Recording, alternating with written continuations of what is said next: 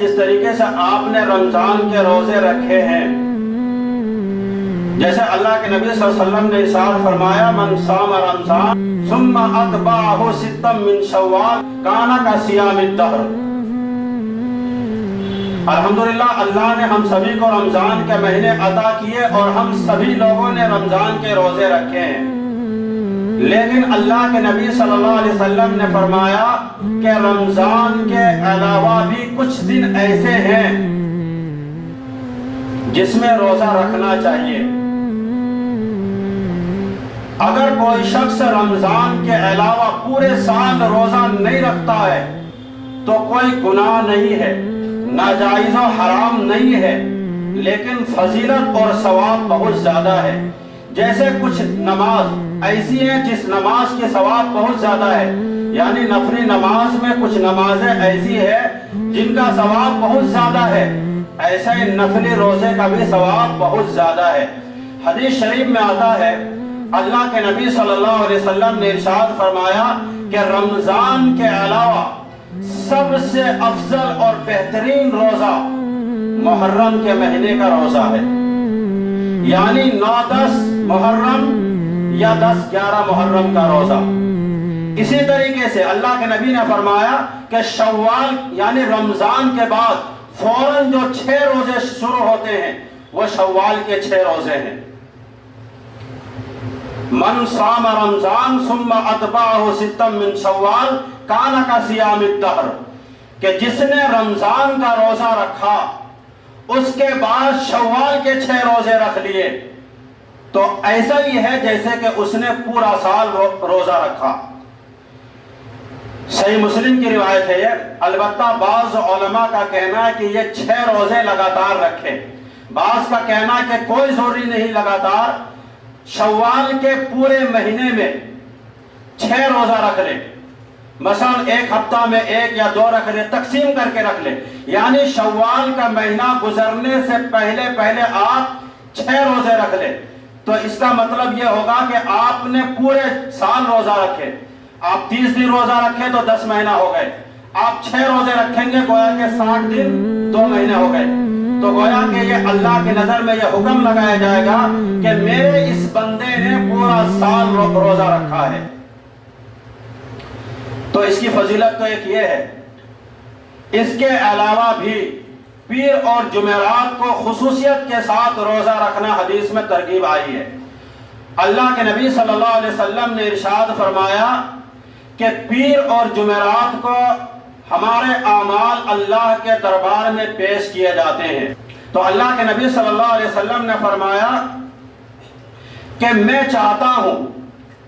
کہ جب میرا اعمال اللہ کے دربار میں پیش ہو تو میں روزے کی حالت میں ہوں۔ یہ تو اللہ کے نبی صلی اللہ علیہ وسلم نے فرمایا۔ اور پیر کے دن روزہ رکھنا اس لیے بھی اللہ کے نبی نے روزہ رکھی کہ پیر کے دن آپ کی ایک ولادت ہوئی ہے، اور اس میں بہت ساری حکمت بھی ہے کہ پیر کے دن روزہ رکھ کر آپ صلی اللہ علیہ وسلم نے یہ بتا دیا کہ میری ولادت کے دن کو عید کے دن قرار نہیں دیا جا سکتا، یعنی عید اور روزہ ایک ساتھ جمع نہیں ہو سکتے۔ تو بہرحال اللہ کے نبی صلی اللہ علیہ وسلم پیر کے دن پیر اور جمعرات کو روزہ رکھے ہیں، تو ہمارے لیے بھی سنت ہے کہ ہم پیر اور جمعرات کو روزہ رکھیں، اور اس کی فضیلت یہ ہے کہ اور دنوں کے مقابلے میں ثواب بہت زیادہ ہے۔ ایک تو یہ، دوسری یہ کہ جب ہمارا اعمال پیر اور جمعرات کو اللہ کے دربار میں پیش ہو تو میں روزے کی حالت میں ہوں، میری اس حالت کو دیکھ کر اللہ کو رحم آ جائے اور ہمارا ہر اعمال اللہ قبول کر لے، یہ بھی ایک حکمت ہے۔ اس کے علاوہ بھی آپ ایام 20 کے روزے رکھ سکتے ہیں، جب چاند خوب روشن ہو جائے، یعنی 13، 14، 15 تاریخ کو، یعنی اسلامی مہینے کے کسی بھی 13، 14، 15 تاریخ کو اگر کوئی روزہ رکھتا ہے تو حدیث شریف میں آتا ہے، یعنی جس شخص نے ہر مہینے 3 روزے رکھے تو ایسا ہی سمجھا جائے گا گویا کہ اس نے پورے سال روزہ رکھا۔ علماء نے اس کی حکمت بیان کی ہے، اس کی وجہ بیان کی ہے، وجہ یہ ہے کہ ایک نیکی کا ثواب اللہ 10 گنا بڑھا کر دیتے ہیں. تو اگر ہم ایک روزے رکھتے ہیں مہینے میں تو گویا کہ 10 دن کے روزے کا ثواب ہوا, اور اگر کوئی شخص 3 روزہ رکھ لے تو گویا کہ 30 دنوں کا ثواب ہوا. اب ظاہر سے بات ہے, اب اگر کوئی مسلمان ہر مہینے 3 روزہ رکھے تو یہ سمجھا جائے گا کہ اس بندے نے اللہ کی نظر میں پورے سال روزہ کی حالت میں رہا, تو اللہ تبارک و تعالیٰ اس کو پورے سال روزے کا ثواب عطا فرمائیں گے. اب اگر کسی شخص کو ان مخصوص ایام میں جیسے پیر اور جمعرات یا ایام 20 کے روزے ہیں, ان دنوں میں اگر روزہ رکھنا اس کے لیے مشکل ہے, بعض دفعہ انسان کی مصروفیت زیادہ ہوتی ہے, اتوار کو چھٹی ہوتی ہے, آسانی ہے اس کے لیے روزہ رکھنا, تو اتوار کو روزہ رکھ دے. کوئی ضروری نہیں ہے کہ وہ پیر یا جمعرات ہی کو روزہ رکھے یا ایام 20 کے جو 3 روزے اس میں روزہ رکھے.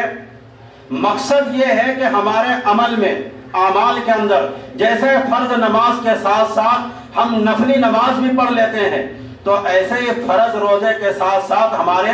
نفلی روزے بھی ہوں, کیونکہ کل قیامت کے دن اگر فرائض میں کمی ہوگی تو پوری کس سے کی جائے گی؟ نفل کے ذریعے سے. تو اگر ہم نفل روزہ رکھیں گے تو ہمارے فرائض میں اگر کچھ کمی ہوگی تو اس کو نفل روزے کے ذریعے سے پوری کیے جائیں گے. جیسے انسان اگر کوئی لمبا سفر میں نکلے تو اس کے لیے ایک ٹائر ایکسٹرا رکھ لیتا ہے کہ راستے میں پنچر ہو جائے یا کوئی اور پریشانی آ جائے. تو آخرت کے سفر تو بہت لمبا ہے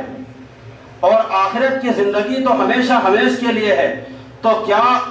اس لمبے سفر کے لیے صرف فرض پر اکتفا کرنا کافی ہو جائے گا؟ نہیں,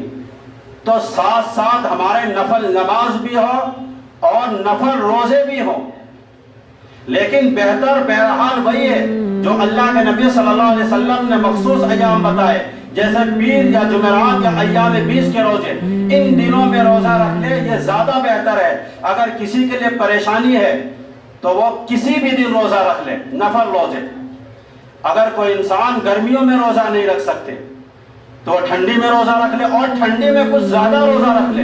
تاکہ گرمی تلافی ہو جائے. تو بہتر یہی ہے کہ نبی نے, یعنی اللہ کے نبی نے جو مخصوص ایام بتائے ہیں ان دنوں میں روزہ رکھ لیں. اگر آپ ان دنوں میں نہیں رکھ سکتے ہیں, مصروفیات زیادہ ہیں, کام زیادہ ہیں,